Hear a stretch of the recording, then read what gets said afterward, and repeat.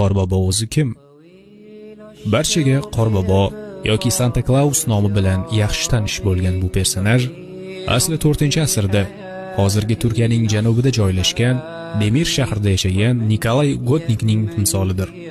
Ingliz tilidan Santa muqaddas, Klaus esa Nikolay deb tarjima qilinadi. Nikolay yakka xudolik, ya'ni tavhid ta'limotiga qarshi kishi bo'lgan hamda Iso Masih alayhissalomni inson emas, balki iloh ekanligini da'vo qilgan.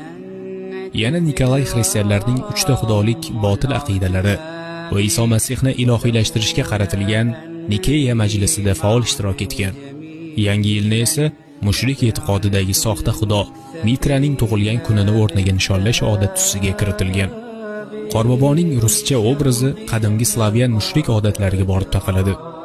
Qishda taxminan 29-dekabrlarda qishloqdagi eng chiroyli qizni tanlab oling.